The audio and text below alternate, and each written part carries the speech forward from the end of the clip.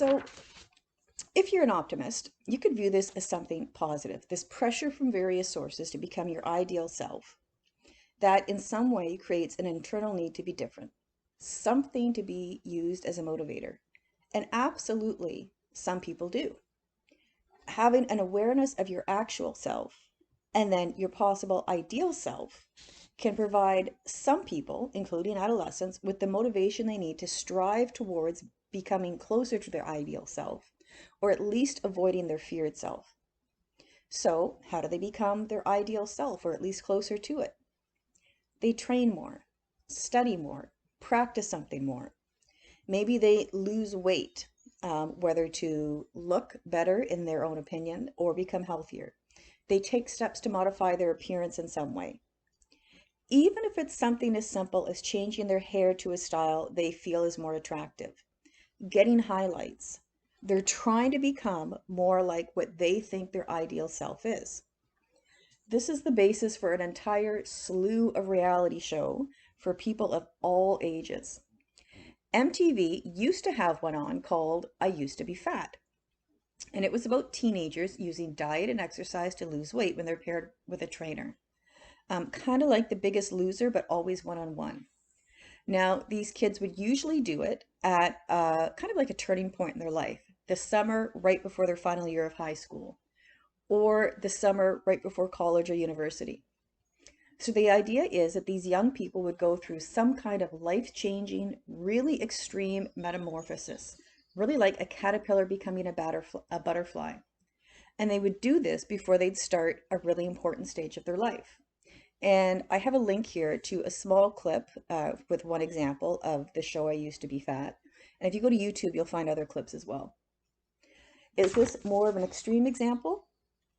Absolutely, I know that.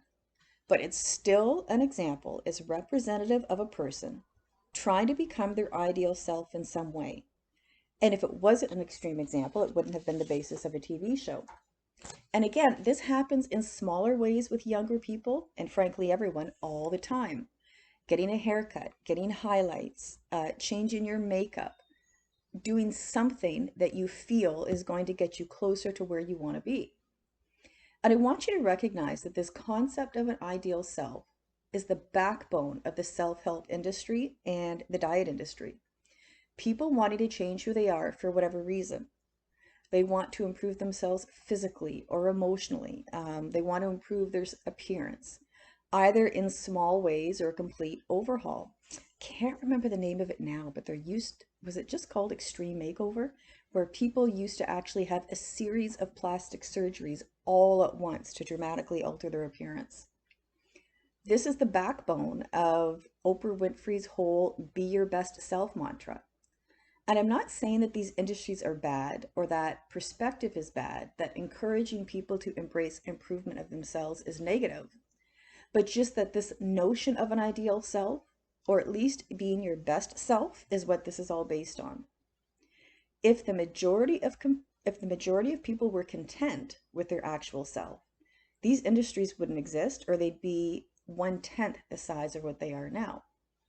But it really is the norm in our society, isn't it, for people always to think and to encourage to think of what they could be. Remember, adolescence is a stage where it is the norm, at least in individualistic societies, to be much more self-focused than at any other point in life.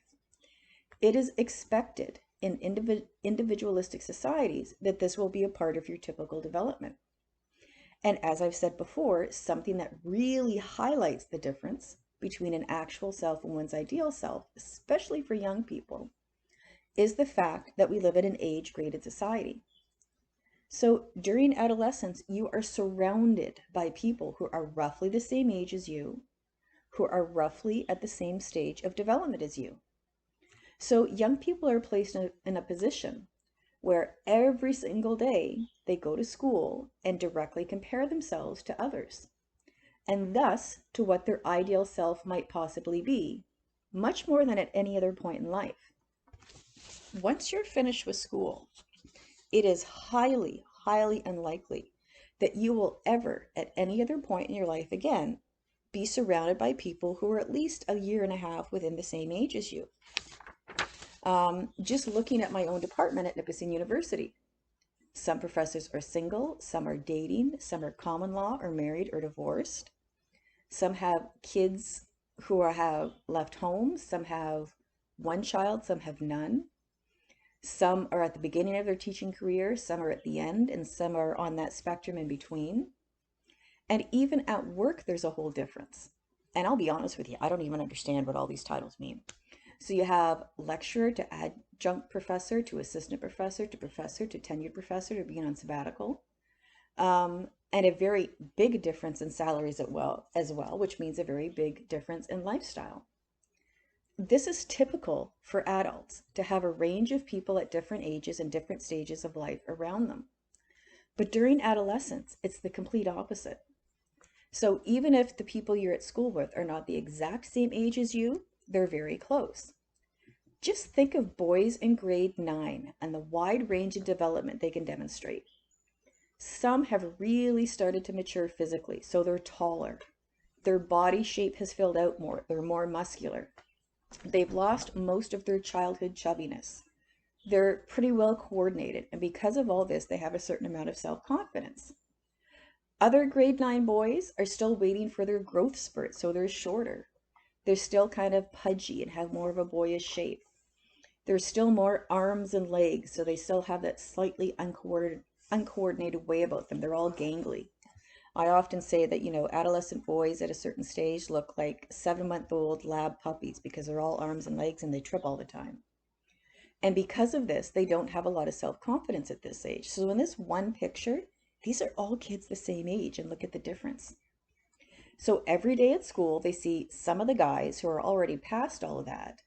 They have a direct daily comparison in front of them of who they're supposed to be. Girls can develop very differently in regards to their breasts, and that can unfortunately be glaringly obvious. And it's also very unfortunate that for some reason people feel that it's okay to comment on it. Oh, look at her, she's flat as a board, which seems like a stupid comment to make, and it can be really mortifying. So an age-graded society like ours can inadvertently be the cause of a lot of social comparison between yourself and others during adolescence, and can really cause feelings of inadequacy and not fitting in that are especially strong. What about emerging adults? Well, of course, they too are often inspired by this vision of this is who I'm going to be and this is my ideal self. Not just in the earlier stages of adolescence, this absolutely continues into your early 20s. Now, one of the distinctive features of emerging adulthood that I mentioned in a previous class is that this is the age of possibility. Possibilities for your education, for the focus of your major, where you study, and especially now, study abroad programs are much more common. This is an age of possibilities regarding who you have a relationship, possibilities for how you will eventually spend the rest of your life. So yeah, during emerging adulthood, it is much more common to have this real sense of possibility, much more so than in later stages of life. Your textbook mentions an Australian study in which emerging adulthood is referred to as a time of grand dreams, where people imagine themselves being very well off financially and having a great occupation. And again, although I don't mean this sarcastically, it's going to come across that way. This is pretty typical. Even if somebody's not being as dramatic in their wording and expectations, early adulthood certainly is a time of much higher optimism. And generally, this is because, very simply, in emerging adulthood, the majority of people have not had to deal with as much of the responsibilities and the challenges of being a full-time adult. A lot of the unpleasant stuff and monotony that goes along with it. Now again, there's always exceptions to the rule, don't get me wrong. Some adolescents and young adults find themselves dealing with really stressful and demoralizing life circumstances, but most do not. This is why after emerging adulthood, late 20s into the 30s, usually a person's idea of their possible ideal self becomes more realistic because the daily real life of adulthood has really begun to set in at that point. Working every day. Every day you get up and go to the same job. You don't have the luxury of changing your mind very easily at this point. Maybe a person's ideal self becomes more realistic because people tend to simply mature more in their late 20s, early 30s. It's like a developmental hump that they get over. Does a person's ideal self become more realistic at this point? Because in Canada, the average age of first marriage is 27 for women and 29 for men. So when they reach their early 30s, having one's own home and family, whether with or without children, makes them become more realistic. Do people's ideal self and their ideal life become more realistic around the early 30s? Because it's often around that time that their parents retire, or their parents begin to have health problems, or they're presented with an immediately relevant example in their own life of their family life progressing. I would probably argue it's a little bit of all of these, and probably several more, that combined encourage people after emerging adulthood to be more realistic about what they want out of life, more realistic about what daily life is like, and more realistic about what's possible for them. Now, there's a general consensus that it is healthiest for adolescents to possess both an ideal self and a feared self. It's healthy to be aware of who you definitely do not want to be. It's healthy to have goals for improvement. And this makes me think again of having a parent who maybe had an addiction problem, or a parent who is not supportive of them, or a parent who is highly critical. So that the person may say to themselves that when they're a parent, they're going to be different. They'll never be that way with their kids.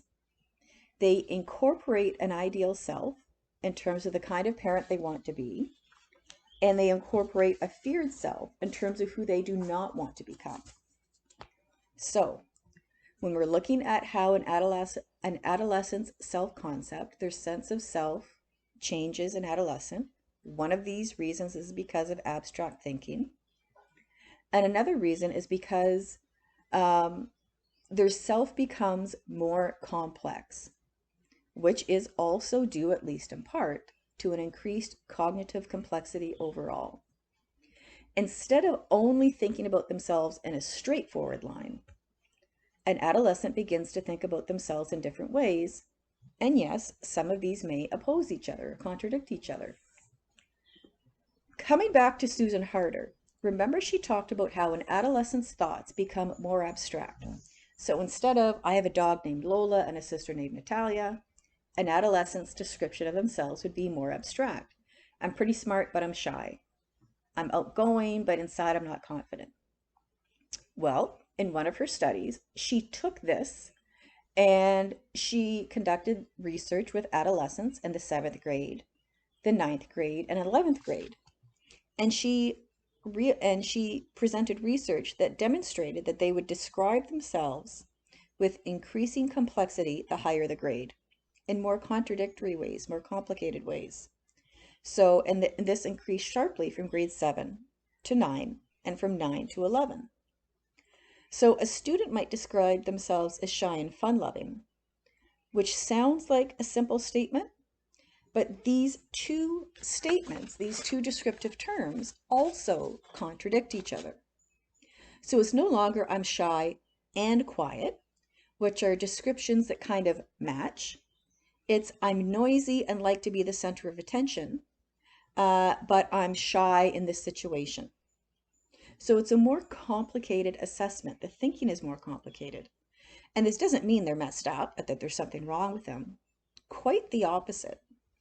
Instead, Harder said, this indicates that as they proceed through adolescence, the adolescent realizes that their feelings and their behavior will be dependent on context and situation. So they're going to change depending where they are and who's around. They realize they're not the same person all the time in every situation with every person. So instead of saying I'm shy, A 15-year-old might say, I'm shy when I'm around people I don't know, but when I'm around my friends, I can be wild and crazy. And again, I know this seems like a simple difference, but it really is indicative of a developmental process occurring. It's indicative of a developmental achievement.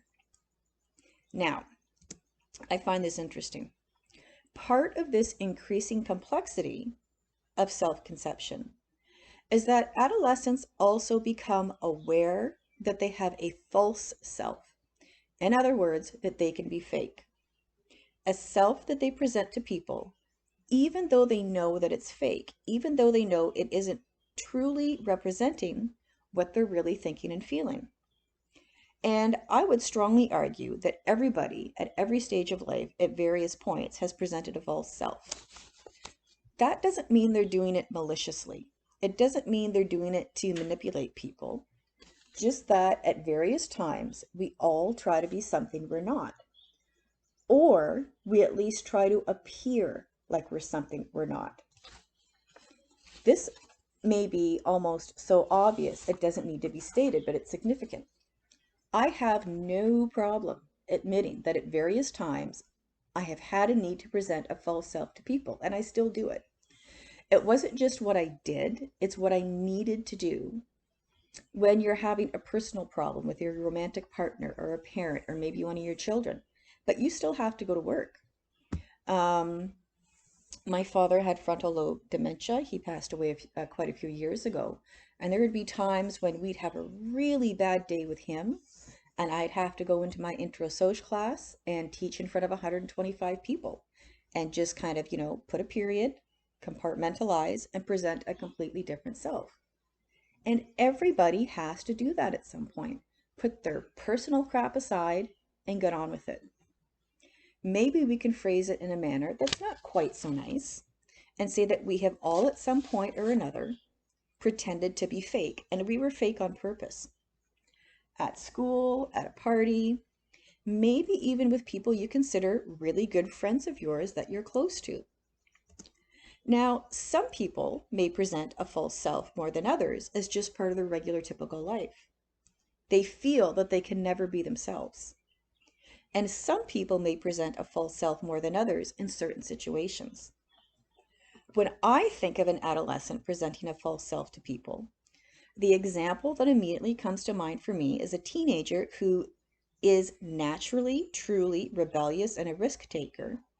The ones that, as your parents would say, they're always seeming to find trouble. But when they're in front of their teachers, they present a completely different self. Or when they're meeting the parents of the person they're dating, they present a completely different self.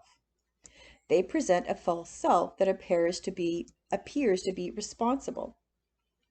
Maybe some adolescents present a false self every single day. They feel like their actual self is never okay enough to show others. So here, for example, I have kids who are drinking. The picture on the right is from the movie Mean Girls. And if you're familiar with the movie, you know that Katie, the girl, is really, really intelligent, but she pretends to be not so intelligent so that she can get the guy in front of her in class to help her and kind of flirt with him. Some kids feel they have to do this all the time. So every single day they try to present themselves as a person that they really are not. That might mean appearing more confident and self-assured in order to fit in. Or it might mean appearing okay that they're not part of a social circle when they're really not.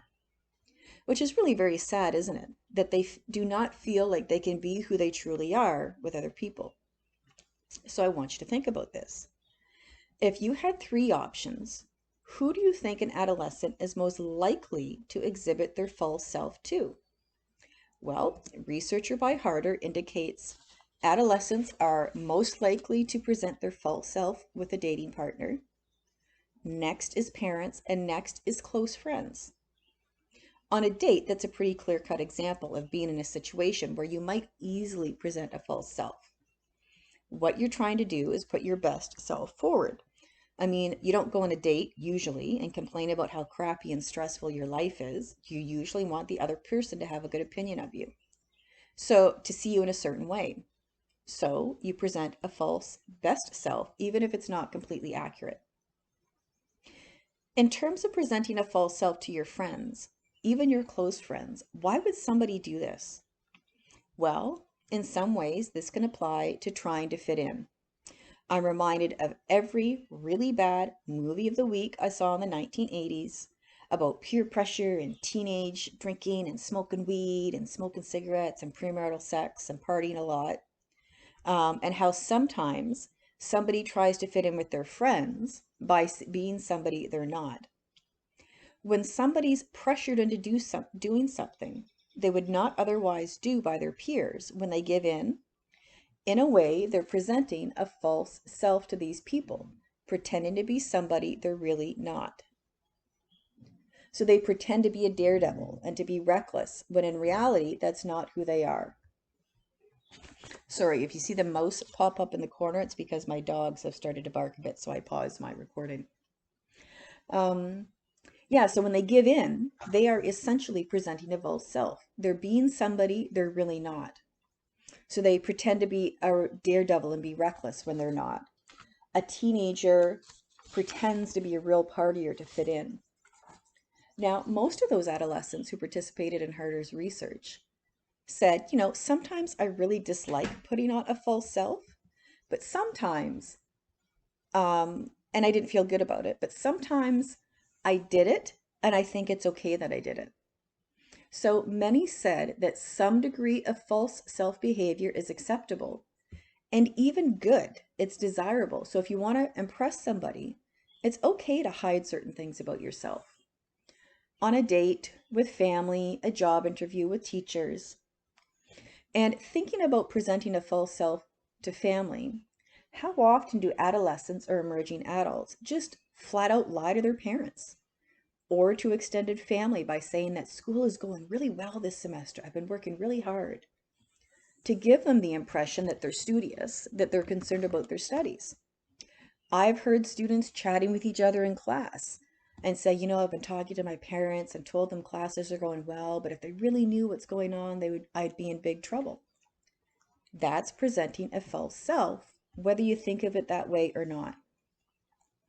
Now, with the wide degree of technology in our world, this idea of a false self has absolutely exploded. Specifically on social media, whether it's Facebook or Twitter or Instagram or Snapchat or whatever it is. It's not only common for people of all ages to present a false self, it's become much more acceptable, much more okay to present a false self. If you've seen the Jumanji movie, there's a very small scene in here that demonstrates this quite well. I've got a link to it here, with a girl taking a selfie to send to her friends, where it's completely staged. Technology allows you to be, or at least to appear to be, a completely different person. And what's particularly interesting about that, as you know, is that this refers to much more than appearance. You can make it seem like your entire life is completely different than what it really is. You can create an entirely false persona that is nothing like what you really are or who you really are. Because you can create either a 100% false idea of who you are, or you can pick and choose what parts of your life you want other people to see, what parts of your life you want other people to focus on or even be aware of. And with those chosen parts, you show to people, you can present them in a certain way so as to look great. I'm thinking of the smiling, happy vacation photos that look wonderful and relaxed, but you don't see the fighting and the picking at each other, and aggravating each other that came before that. So the prevalence of technology really has contributed to the ability to create a false self, the ability to maintain it, the ability to get suckered in by somebody else's false self, whether their false self is completely false or just a false impression of their real life. And at the same time, the prevalence of technology has increased the perceived need for a false self, hasn't it? In many ways, it's increased pressure to be a certain kind of person, to look a certain way, to act a certain way, to have certain kinds of experiences, because it seems like everybody else is. Now, this has always existed. but technology has brought it to a whole new level. As an individualistic society that encourages an independent self, the cultural focus on self-esteem in North America has led to a really significant increase in the perceived need to present a false self during adolescence and emerging adulthood. Doesn't that sound really academic? And all of this, your actual self, feared self, ideal self, false self, all of this is part and parcel of a person's adolescence and self-esteem.